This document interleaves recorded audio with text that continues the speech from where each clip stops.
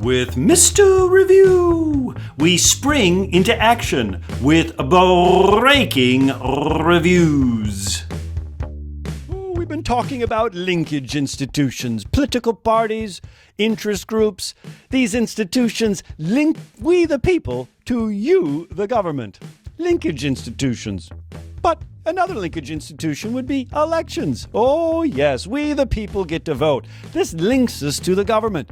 But how do we elect the president? Well, let's just go through it's very complicated, but let's go through the steps just as quickly and carefully as we can.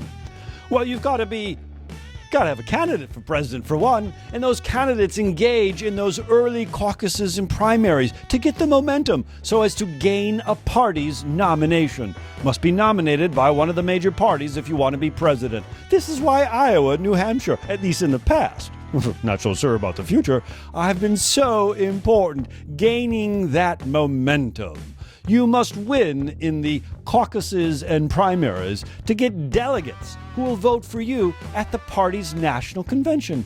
Then the quadrennial party conventions, every 4 years, delegates who've been chosen in those caucuses and primaries then go to the big stadiums and say, I'm for him, I'm for her. And then the parties nominate a candidate. Those party conventions are very important to get a lot of attention, free media, to celebrate their candidate and launch the campaign for the general election. The general election, then, is where the major parties go head-to-head. Wait a minute, Mr. Ryu, that sounds to me like you have to really win 2 stages. First, you have to win your party's nomination. Yes, that's 1. And then 2, you have to win the general election. Yeah, that's 2. 2 big steps to become president of the United States. Win the primaries and caucuses and delegates, be the nominee of your party, and then win against the opposing party's candidate in the general election. Remember, turnout is much lower in those primaries and caucuses. In the general election, even then, we only hope, if we're lucky, to get 55% turnout. We got a turnout problem. But what about the Electoral Collage? You mean the Electoral College? What a mess. The Electoral College, a little complicated, but let me give you a quick tip. Here's how it works. Each state receives the total number of electors of their senators plus their members in the House. So, for instance, in a state like Illinois, 18 members in the House, 2 in the Senate, Illinois receives 20 electors in the Electoral College. Well, then when Illinoisans vote in November for their president, whoever gets the most votes, majority, no, not majority, plurality. Plurality simply means most votes.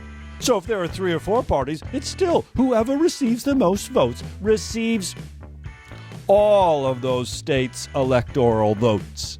We call that a winner-take-all rule. Most states have winner-take-all rules. If you receive the most votes in a state, you receive all of that state's electoral votes. Well, let's just add them all up. All the states, plus District of Columbia, give us 538 electoral votes.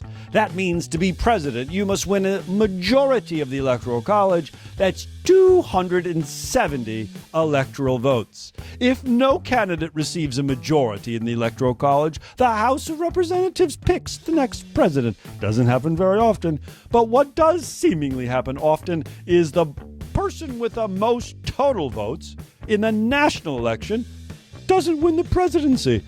Remember, the Electoral College disproportionately advantages smaller states. States like Wyoming, North Dakota, South Dakota. I love all of you states. I love the Badlands. But disproportionately, those states, their votes in the Electoral College technically count for more because in the big states like California, New York, Texas, well, you figure it out. But the big states, just each vote doesn't proportionally count the same. It's kind of complicated, and this is why it's very difficult to change the Electoral College. Although Mr. Review, I don't want to get controversial, but Mr. Review is very interested in reform options. Why don't you look at some of them?